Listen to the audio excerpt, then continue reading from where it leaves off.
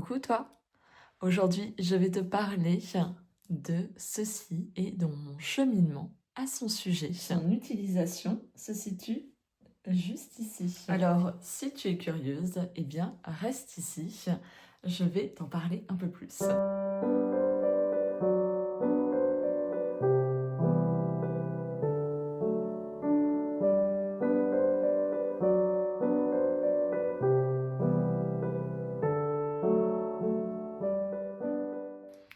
Et oui, pour celles qui ne connaissent pas, ceci est un œuf de Yoni, donc c'est un cristal. Celui-ci, c'est de la pierre de lune noire.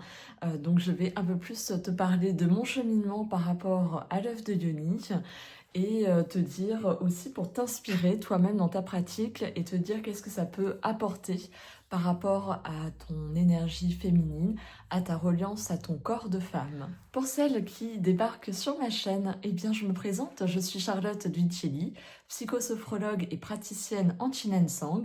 J'accompagne les femmes à travers un chemin d'éveil et de conscience à venir renouer avec leur nature sacrée et à rayonner dans toutes les dimensions de leur être.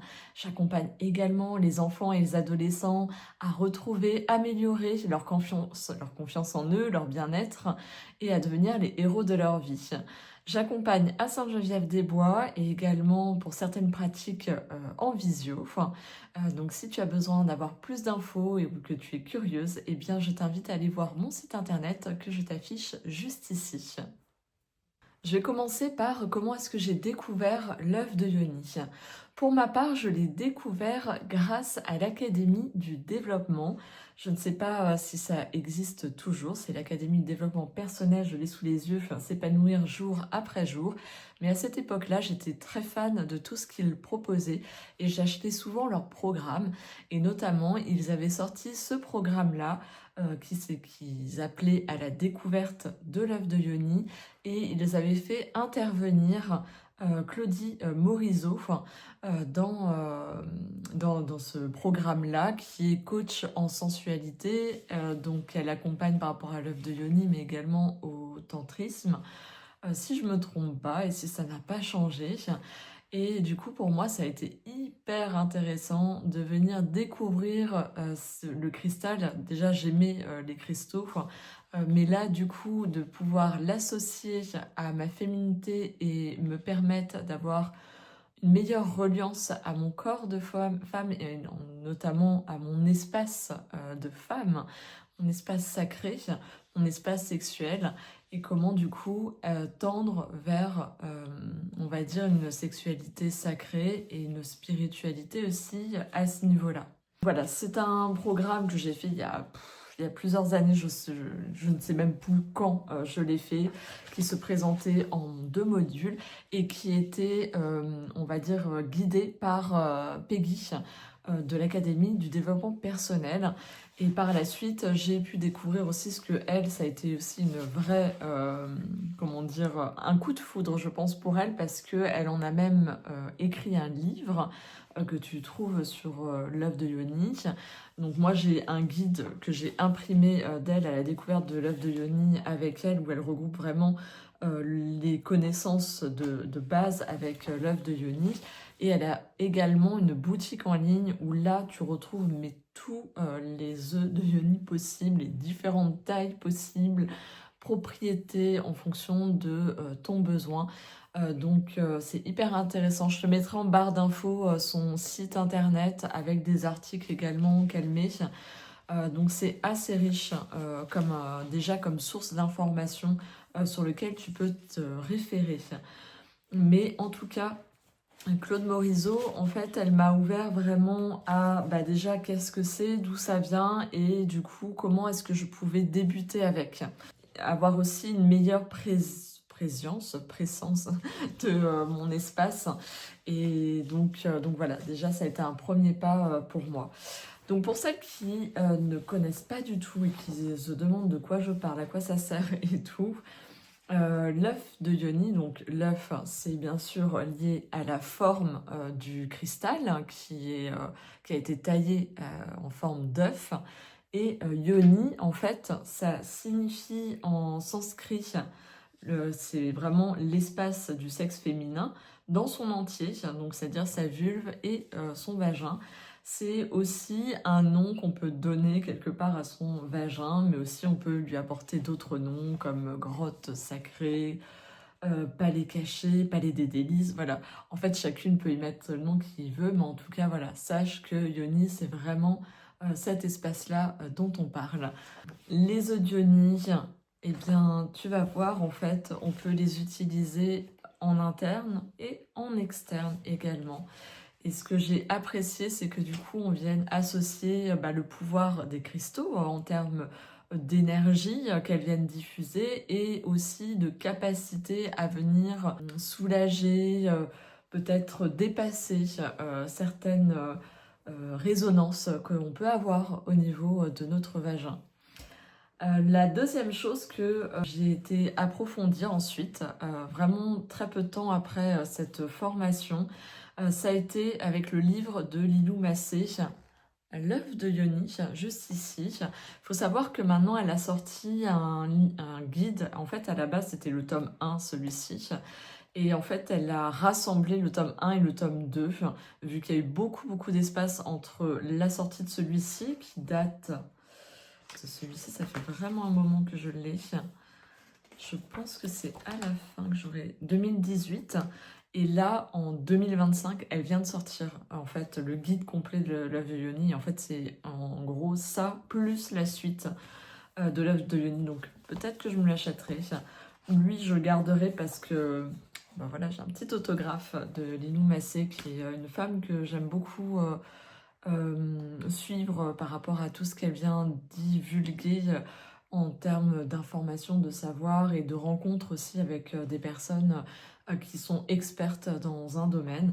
Et ça aussi, pour elle aussi, ça a été, je pense, une révélation parce que voilà, elle en a fait un livre et également dans sa boutique, tu vas retrouver une plus petite sélection que Peggy, parce que c'est pas uniquement ça qu'elle vend, mais en tout cas une sélection qui est tout à fait cohérente et intéressante si tu souhaites cheminer avec l'œuf de Yoni et que du coup tu as plus de résonance avec Lilou Massé.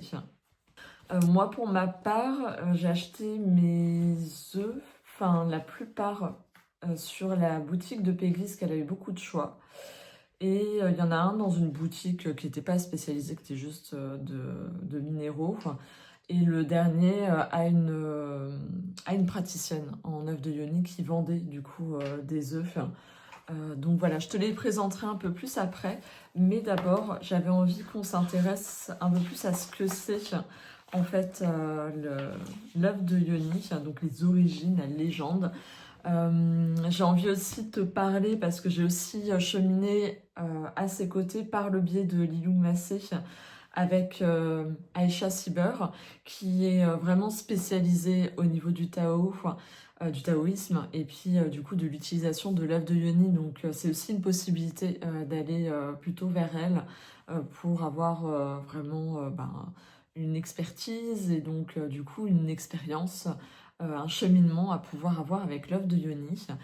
Et elle dit l'œuf de Yoni est comme un bijou, un trésor avec lequel on tisse une amitié.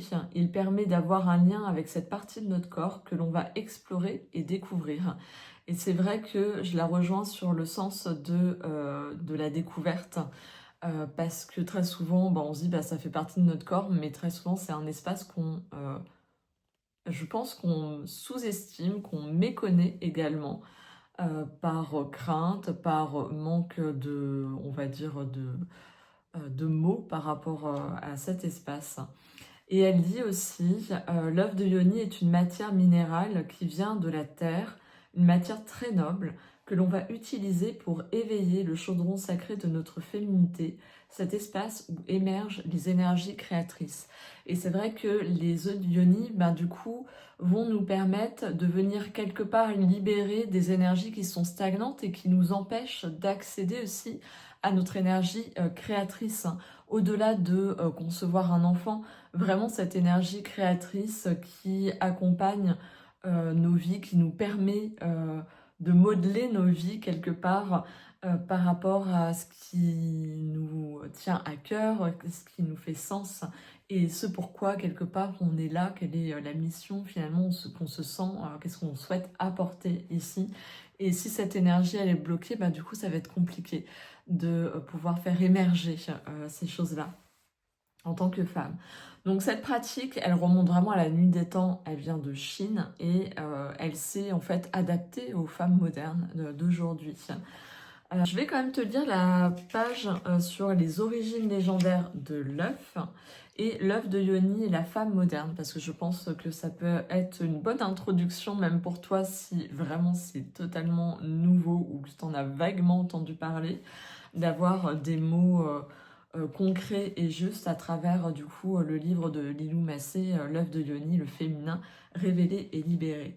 Et juste pour finir avec Aïcha Siber, en fait j'ai un peu cheminé avec elle à travers le défi 100 jours, comment dire, avec le féminin. Enfin, en gros, c'était vraiment travailler, cheminer avec cette énergie féminine à travers le Tao. Elle a un peu abordé à travers ce défi 100 jours, l'œuvre de Yoni, mais ça n'a pas du tout été la chose principale. Pourtant, ça a été un défi hyper intéressant et très très riche qui m'a permis de continuer à cheminer par rapport à mon énergie féminine. Je l'ai fait en groupe, donc vraiment si c'est quelque chose qui te parle, je t'invite vraiment à foncer, à y aller et à le faire avec d'autres femmes. Parce que du coup, c'est hyper intéressant d'échanger. Et je t'invite aussi à être suffisamment, comment dire, avancé sur ton chemin personnel avant de faire ce défi-là, par rapport à ce qu'il propose. Donc, allons-y sur les origines légendaires de l'œuf. Donc, c'est Mantak Chia qui a été le premier maître taoïste dans les années 70 à parler de l'œuf de jade dans ses livres, c'est-à-dire un peu à ressortir cette historique de l'œuf de jade et à du coup à venir le mettre au goût du jour. On va dire ça comme ça par rapport à pour toutes les femmes. À parler donc voilà, les nombreux instructeurs et experts que j'ai interviewés, donc c'est Lou Massé qui dit ça, pour en savoir plus sur cette pratique comme donc Aïcha Siber, Jutta Gellenberger, alors je ne sais pas du tout si je prononce bien donc je m'en excuse, Sarina Stone, Mink DeVos, Shashi Sola et José Touaran ont tous été formés par ce pionnier, donc par Mantak Chia qui a vraiment remis ça au goût du jour. Donc là, c'est ce que dit Mantak Chia. Dans les anciens temps, cette technique était réservée à la reine, à la princesse, aux concubines. Des femmes maîtres du taoïsme venaient leur enseigner l'art de la chambre à coucher. Donc, comme tu l'auras compris, l'œuf de Yoni, en fait, servait en Chine à venir vraiment répondre au plaisir, à donner du plaisir à l'empereur. En gros, c'était vraiment ça. C'était d'être performante dans se donner du plaisir. Donc l'histoire de l'œuf de jade ou œuf de Yoni remonte donc à plus de 2000 ans. Dans la Chine ancienne, à la demande de l'empereur, l'impératrice et des centaines de concubines étaient initiées dans le plus grand secret à la pratique de l'œuf afin qu'elles renforcent la puissance de leur organe sexuel et qu'elles conservent leur jeunesse et leur vitalité pour faire l'amour divinement bien à l'empereur. Voilà, c'est dans ce sens-là. Enfin, heureusement, maintenant, on vient l'utiliser plutôt dans un sens premier de soi à soi, de reliance à soi, et puis après de partage avec l'autre. Donc, contrôler les contractions de leur vagin leur permettait de contrôler l'excitation de l'empereur pour qu'il puisse faire monter l'énergie dans ses centres supérieurs. Empli d'énergie universelle et cosmique, ce dernier pouvait ainsi se relier à une dimension plus sage et grande de lui-même, lui permettant ainsi de prendre de meilleures décisions pour son royaume. Même si cette pratique avait pour premier objectif le plaisir de l'empereur et la maîtrise de ses éjaculations, du coup, plus les femmes gagnaient en savoir-faire et plus elles gagnaient en puissance et en pouvoir également. Ça, c'était vraiment concret, c'est-à-dire que elles venaient l'incarner. Les plus expertes étaient donc ses favorites. Donc maintenant, l'œuf de Yoni et la femme moderne, donc finalement toi et moi, qu'est-ce que ça va nous permettre, nous apporter?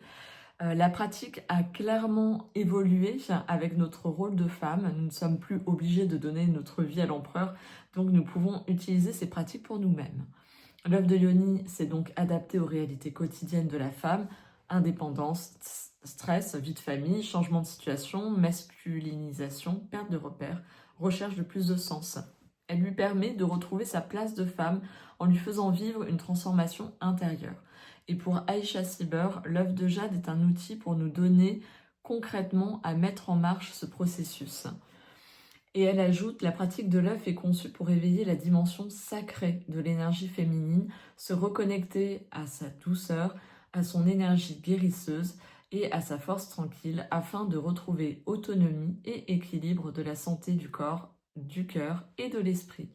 Une utilisation régulière de l'œuf de Yoni combinée à des temps de repos et d'observation nous permettra de mieux nous connaître, d'éveiller notre énergie créatrice et sexuelle, mais aussi de nous sentir plus spontanément guidés pour faire des choix de vie en toute liberté et conscience. Donc c'est ce que je te disais juste avant, hors lecture.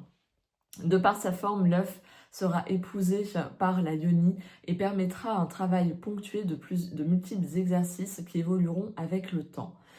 Tout comme l'évolution de la place de la femme dans la société, la pratique de l'œuf de yoni s'est elle aussi adaptée, permettant à la femme moderne de révéler maintenant sa puissance et beauté intérieure au monde. Donc elle dit qu'elle reviendra, Lilou Massé, sur cet aspect du féminin sacré et des rituels qui l'accompagnent dans le dernier chapitre. Donc c'est un livre, déjà, juste ce livre-là, va t'apporter beaucoup aussi en termes de témoignages, je trouve.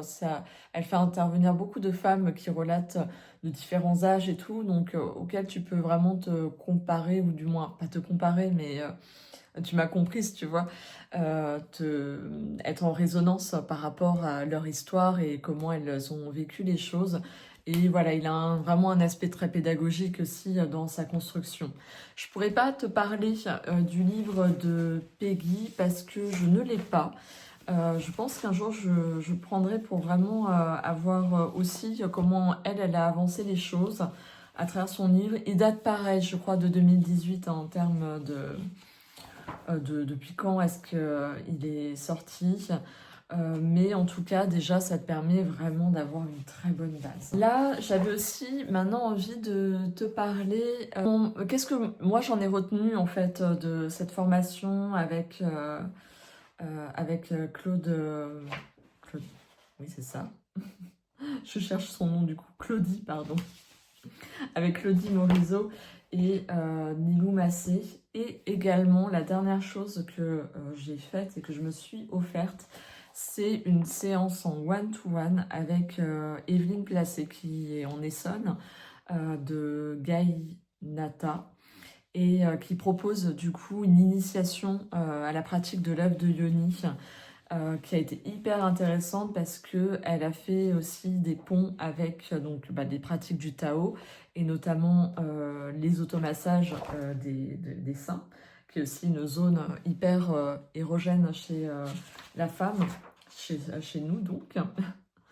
Ça m'a permis de compléter, si tu veux, tous ces différents savoirs, ces différentes personnes qui sont venues parler du coup de l'œuf de Yoni, puis de voir comment, moi, ce que j'en tire. Et ce que j'en ai compris, c'est que quelque part, tu as deux cheminements parallèles. Il y a tout d'abord celui où tu vas pouvoir utiliser l'œuf de Yoni en interne dans le but de venir peut-être tonifier le périnée, de venir du coup recontacter, remettre de la libido. Là-dessus, je vais m'appuyer sur ce que disait Claudie Morizot. Pourquoi utiliser l'œuf de Yoni? Donc, elle a mis retrouver le tonus musculaire du périnée, éviter tout ce qui est fuite urinaire également, dû à l'âge, aux accouchements et à autre chose. Empêcher du coup la descente des organes, avoir une meilleure ou plus de lubrification, mieux maîtriser du coup lors de l'acte, la pénétration, jouer avec son partenaire, avoir plus de plaisir, c'est ce que je te disais, retrouver sa puissance sexuelle, libido, énergie, créativité, spiritualité, plus de vie, une meilleure santé et améliorer tout ce qui est les troubles liés à la ménopause ou lors des menstruations. Plus de confiance en soi, une meilleure connexion à son corps et bien d'autres découvertes, mais du moins, tu vois, c'est une base déjà.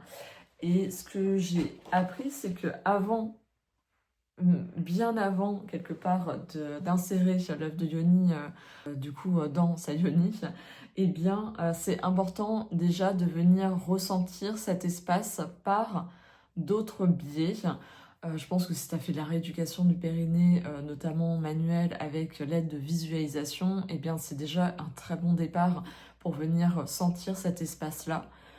Et ensuite, avec l'œuf de yoni, ça va pas se faire immédiatement, comme je te disais, parce que toutes mettent en avant le fait que c'est important de déjà créer un lien avec ton œuf de yoni. Donc celui que tu auras choisi, le premier avec lequel tu auras envie de cheminer, qui t'aura attiré, eh bien, ce sera vraiment de venir tisser un lien. Un lien, bah, en fait, c'est très simple, hein, c'est-à-dire soit le garder dans les mains et de venir méditer avec, soit le poser sur son ventre pour venir créer un lien par ce biais-là. Tu vois, passer du temps en fait avec pour venir ressentir les choses. Donc, ça, c'est vraiment le premier truc. Et seulement finalement après, c'est là, après c'est une histoire de sensation, d'appel. Et bien là, tu peux passer à une pratique en interne. Tu verras, il y a deux types d'œufs. Donc, il y a les œufs pleins, comme celui-ci, et il y a les œufs percés. C'est vrai que pour beaucoup, de ce qu'il en ressort, c'est vrai que la majorité était plutôt à encourager à utiliser l'œuf percé pour pouvoir avoir une ficelle, si tu veux. C'est faire passer une ficelle dans le trou pour venir te familiariser avec le fait de l'insérer et de le retirer. Moi, j'ai pas du tout passé cette étape-là parce que j'avais un peu le côté peur que si c'est pas bien nettoyé, ben voilà, ça peut être embêtant parce que c'est quand même une zone qui est fragile. Du coup, j'ai préféré passer directement à un œuf plein, quoi, sans que ça soit percé. Pour autant, ça peut être hyper rassurant pour des femmes d'avoir du coup cette ficelle qui dépasse. Et quelque part aussi, ça peut être intéressant de venir jouer avec, quoi, c'est-à-dire venir tirer, le faire redescendre et puis après le refaire remonter de façon pelvien. Donc voilà, ça peut être aussi une autre pratique, ça dépend ce qui te parle et ce qui fait sens pour toi. Et ensuite, la deuxième chose, c'est qu'il y a, on va dire, 3 tailles d'œufs. Donc ça, il me semble que c'est la plus grande que j'ai. Ça, je dirais que c'est l'intermédiaire. Et le petit, on va dire que c'est celui-ci. Voilà, là, en gros, je te montre 3 tailles d'œufs. Le plus grand, l'intermédiaire et le petit.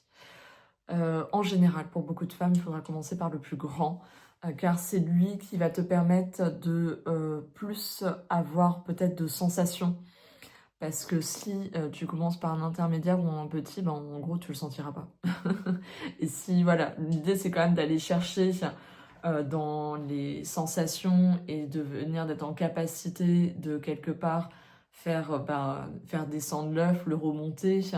Et la deuxième chose que quelque part ça va aussi te servir, l'œuf, c'est aussi le mettre dans un but que les énergies de la pierre puissent travailler un certain niveau dont tu as besoin. Ce qui me permet d'aller vers finalement l'utilisation de certaines pierres en interne et d'autres que tu utiliseras que en externe. Donc ça, c'est vraiment le truc qui ressort chez tout le monde. Tu n'utilises pas n'importe quelle pierre en priorité. Tu vas t'orienter sur certaines pierres. Et je cherche dans le livre de Lilou, elle en parle. Vraiment, je pense que c'est la sélection que tu retrouves en boutique. Les pierres que tu vas pouvoir utiliser en interne, ce qu'elles vont t'apporter, et celles que tu vas pouvoir utiliser du coup uniquement en externe. Et là, pareil, qui vont quelque part t'apporter donc en externe, c'est-à-dire poser sur le bas-ventre, mais jamais l'insérer. Donc moi, j'en ai une petite sélection. Je vais peut-être te parler de ma sélection à moi. La première, donc ça c'est vraiment mon œuf principal, celui que j'ai vraiment eu on va dire un appel avec celui-ci, donc c'est la pierre de lune noire.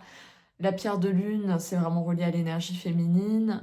Celle-ci, elle a pour principe de venir ramener au concret, à la matière, et en même temps à venir faire canaliser l'intuition, la créativité. Elle a vraiment ce côté-là, la confiance en soi. Donc elle est assez intéressante par rapport à ça. Sinon, je recommande de commencer avec le quartz rose, et c'est souvent ce que les expertes recommandent. C'est le quartz rose, c'est la pierre de la tendresse et de la sérénité, elle est très douce en fait. Ça te permet du coup d'y aller en douceur. Donc elle contribue au calme intérieur, apaise les doutes, guide vers la sérénité et l'amour de soi.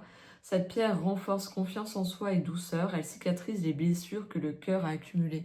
Donc quelque part ça permet aussi d'amener un cheminement de guérison, notamment dans la zone du vagin, parce peut y avoir des mémoires transgénérationnelles, des mémoires aussi, si c'est un espace qui a connu des violences, quelles qu'elles soient, eh bien l'œuf va pouvoir t'accompagner à venir guérir de façon ciblée, du coup, cet espace-là, en plus de venir développer cet amour de soi grâce à lui. Je vais te lire le reste. Elle note par rapport à ce qu'elle favorise, le quartz rose favorise merveilleusement l'ouverture du cœur, la douceur, le repos et la tendresse. Le quartz rose étant la pierre de l'amour, il contribue au calme intérieur, à la sérénité, il renforce l'amour de soi, l'estime de soi et aide à se sentir plus femme. Il donne espoir et apaise. Je vais te parler maintenant de celui-ci. J'ai un œuf de yoni d'améthyste. Donc l'améthyste, c'est la pierre de la sagesse, de la tempérance et de la transformation.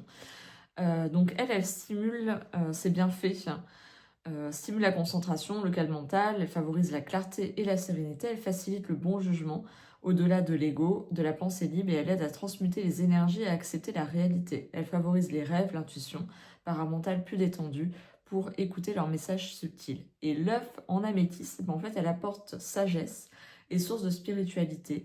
Elle est idéale pour la méditation, pour favoriser les nuits au sommeil plus profond et pour l'éveil du féminin sacré.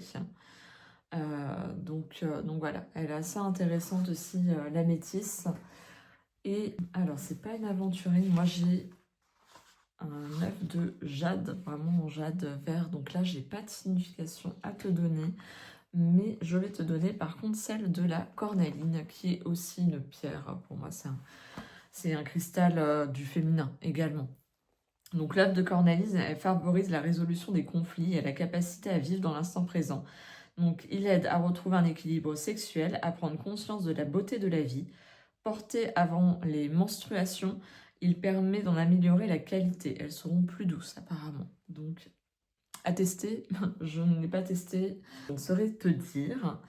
Et c'est bien fait, c'est une pierre joyeuse, hein, donnant de la vitalité, de l'énergie. Elle favorise l'épanouissement, le courage, la créativité, la relaxation.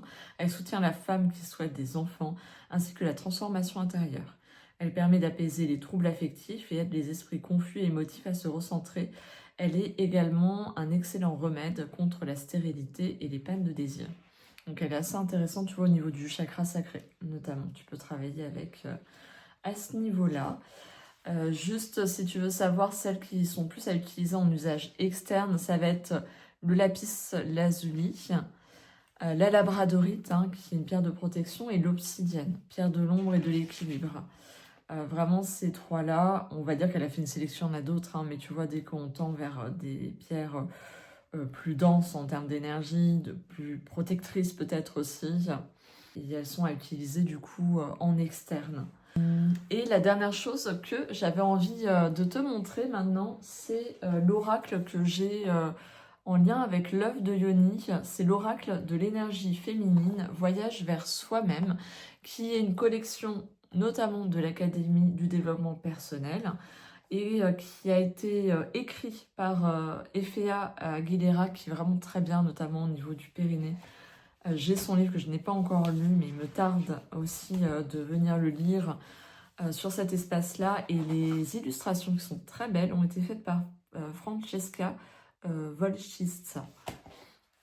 Donc cet oracle, il a été fait, il représente différentes catégories. Donc tu as la famille numéro 1 qui se relie à son corps, la famille numéro 2 se relie à son cœur, la famille numéro 3 se relie à sa dimension spirituelle, la famille 4 se relie à son énergie féminine, La famille 5 se relie à sa sensualité, à sa sexualité. Et il y a des cartes de soutien hors famille, la reine de la vérité avec l'obsidienne, le témoin de lumière, l'œil de faucon et l'ami de toujours, le jade vert. Donc c'est hyper intéressant parce que du coup ça te permet vraiment un autre type de travail avec l'œuf de Yoni, c'est-à-dire que sans avoir forcément chaque catégorie d'œufs, parce que derrière chaque carte tu vas avoir différents travails qui vont être proposés en lien avec les énergies féminines, et il y a en l'occurrence des cartes donc avec les œufs de Yoni. Voilà, différents types d'œufs, et donc derrière tu as la vibration de la pierre, le symbole et son message intérieur. Moi, j'ai été amenée à utiliser ces cartes-là avec ces illustrations en cercle de femmes, et c'est vrai que c'était hyper intéressant de venir utiliser le message intérieur, car il venait exprimer quelque chose chez chacune des participantes qu'elle avait besoin justement de transmuter. De percevoir autrement. Voilà, puis après il y a d'autres choses, hein. Il y a des symboles aussi, donc là c'est en fonction de différentes familles, en fait on le voit au niveau du cadre derrière. C'est comme ça que tu sais à quelle famille elle appartient, donc tu peux aussi orienter vers une famille en particulier au niveau des cartes plutôt qu'une autre, en fonction de ce qui t'appelle, ce que tu sens que tu as besoin de venir cheminer, approfondir. C'est un excellent jeu, je vais y arriver. Je ne sais pas s'il en existe d'autres autour vraiment ciblés, notamment comme celui-ci, vraiment on a des cartes, plusieurs cartes sur les œufs d'Ioni et leurs vertus. Tu me diras en commentaire si tu en connais, justement vraiment plus ciblé œufs de Ioni. Ça m'intéresse de savoir. Donc voilà pour cette vidéo sur les œufs d'Ioni, mon cheminement, par quoi j'ai commencé, là où j'en suis rendue à l'heure actuelle. C'est quelque chose que je pense approfondir, continuer à cheminer, que ce soit en regardant, en lisant le travail de Lilou Massé avec son guide qui est au complet. C'est des fois aussi relire, hein, on le sait toutes, hein, il y a des choses qu'on a compris à un certain point et que quand on les relit, qu'on les revoit, eh bien, leur dimension ne sera pas la même en fonction de l'expérimentation qu'on aura eue. Également, c'est vrai que je pense aussi tout ce qui est autour du tantra, ça peut être hyper intéressant. Pour l'instant, j'en suis pas là, mais en tout cas, c'est quelque chose que je garde dans un coin de ma tête à approfondir. Chaque chose en son temps, mais c'est aussi quelque chose que je garde là. Dis-moi en commentaire comment ça a résonné pour toi cette vidéo. Enfin, quel est ton cheminement? Où est-ce que tu en es? Est-ce que tu as déjà une pratique avec l'œuf de Yoni? Quelles sont peut-être les personnes qui ont pu te guider par rapport à ça? Quelles sont tes sources aussi? Tout simplement, je suis toujours très curieuse et preneuse de ces autres sources, hein. Moi, tu vois, c'est assez orienté. Comme on dit, ça ne sert à rien d'en avoir 10 000, hein. L'essentiel, c'est que ça te parle à toi et que ça fasse sens et que tu te sentes en connexion avec cette personne qui est transmet. Et sinon, je te mets bien sûr toutes les infos en barre d'infos, tout ce que j'ai pu te partager pour que tu puisses aller voir quoi, si c'est quelque chose qui t'intéresse. Et je te souhaite en tout cas de cheminer avec sérénité, avec cette énergie de féminin. Comme tu sais, j'ai un accompagnement complet, bien-être au féminin qui permet d'approfondir ça, notamment avec les soins énergétiques du féminin sacré, le Qin Sang, les cartes aussi, cartes oracles, car je trouve que ça permet aussi vraiment un réel éveil, et on a des super oracles qui existent de nos jours. Et puis les fleurs de Bach, les cristaux, les huiles essentielles. Voilà, j'ai pas mal on va dire, de sources à mon actif qui me permettent de personnaliser en fait à chaque femme là où elles en sont, là où elles souhaitent aller, leur sensibilité également. La sophrologie, évidemment, c'est toujours l'outil de base, hein, avec le pouvoir de l'intention, la visualisation créatrice, enfin tu vois, toutes ces choses-là. Donc voilà, bon, je te laisse ici et je te dis à très bientôt pour d'autres thématiques, d'autres sujets autour du féminin, du bien-être. À très bientôt. Prends soin de toi. Ciao, ciao.